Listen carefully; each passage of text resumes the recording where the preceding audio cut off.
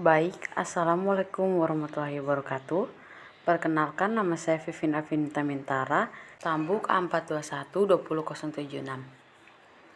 Di sini saya akan memaparkan tentang ringkasan dari kelompok yang presentasi dari kelompok 1 sampai kelompok 5. Baik, kita akan lanjut ke materi yang pertama, yaitu konsep dasar pembelajaran penjas atau pembelajaran pendidikan jasmani. Pengertian strategi pembelajaran terbagi menjadi 3, yaitu yang pertama, pengertian strategi pembelajaran berdasarkan beberapa definisi strategi menurut arti bahasa yang digunakan, maka dapat disimpulkan strategi adalah suatu perencanaan jangka panjang yang disusun untuk menghantarkan pada suatu pencapaian akan tujuan dan sasaran tertentu. Yang kedua adalah pengertian pembelajaran penjas. Pengertian pembelajaran penjas ini adalah suatu proses pendidikan manusia sebagai individu atau anggota masyarakat dilakukan secara sadar dan sistematif melalui berbagai kegiatan jasmani untuk memperoleh peningkatan kemampuan dan keterampilan jasmani, pertumbuhan, kecerdasan dan pembangunan watak. Assalamualaikum warahmatullahi wabarakatuh. Perkenalkan, nama saya Vivin Avinita Mintara, Stambuk A421-20076. Di sini saya akan memberikan ringkasan dari kelompok yang sudah presentasi, dan ringkasan tersebut saya ambil dari kelompok 1 sampai kelompok 5. Baik, untuk materi yang pertama yaitu konsep dasar pembelajaran penjas atau pembelajaran pendidikan jasmani. Pengertian strategi pembelajaran terbagi menjadi 3, yaitu yang pertama, pengertian strategi pembelajaran berdasarkan beberapa definisi strategi menurut arti bahasa yang digunakan, maka dapat disimpulkan strategi adalah suatu perencanaan jangka panjang yang disusun untuk menghantarkan pada suatu pencapaian akan tujuan dan sasaran tertentu. Yang kedua adalah pengertian pembelajaran penjas. Pengertian pendidikan jasmani adalah suatu proses pendidikan manusia sebagai individu atau anggota masyarakat dilakukan secara sadar dan sistematis melalui berbagai kegiatan jasmani untuk memperoleh peningkatan kemampuan dan keterampilan jasmani, pertumbuhan, kecerdasan, dan pembangunan watak. Yang ketiga adalah pengertian strategi pembelajaran penjas.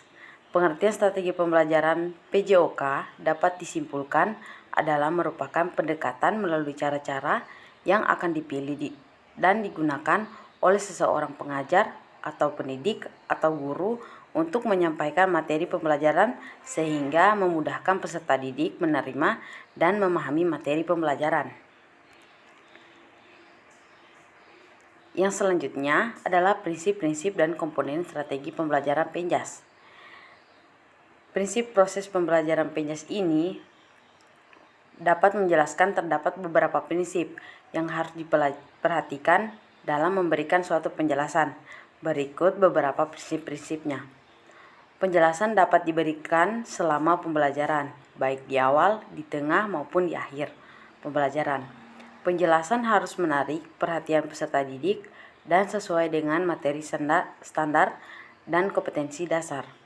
Penjelasan dapat diberikan untuk menjawab pertanyaan peserta didik atau menjelaskan materi standar yang sudah direncanakan untuk membentuk kompetensi dasar dan tujuan pembelajaran.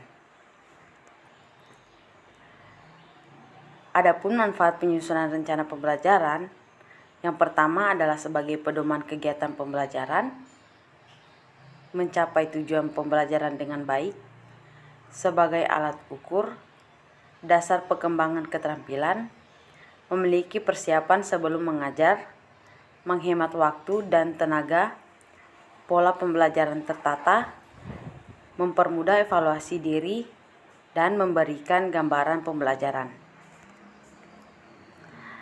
Kita lanjut ke materi selanjutnya, yaitu strategi pembelajaran penjas. Hakikat guru. Dalam dunia pendidikan, guru merupakan faktor penting dan utama, karena guru adalah orang yang bertanggung jawab terhadap perkembangan jasmani dan rohani peserta didik, terutama di sekolah, untuk mencapai kedewasaan peserta didik sehingga ia menjadi manusia yang paripurna dan mengetahui tugas-tugasnya sebagai manusia.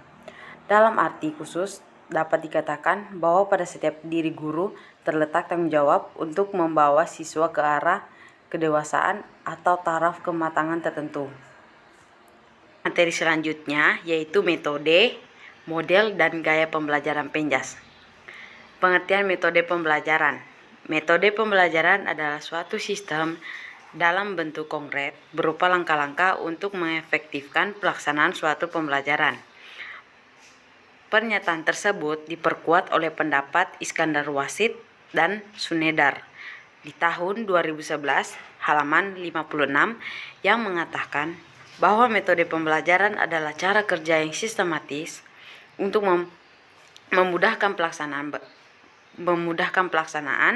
berbagai kegiatan pembelajaran untuk mencapai tujuan yang diinginkan atau ditentukan. Yang kedua adalah metode pembelajaran.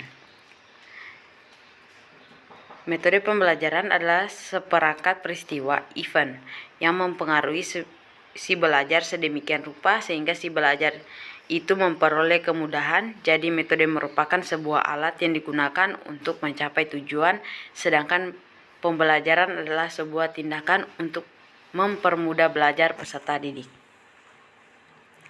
Sekian yang dapat saya jelaskan dari ringkasan yang saya ambil dari kelompok yang presentasi. Mohon maaf jika ada kesalahan. Sekian dan terima kasih.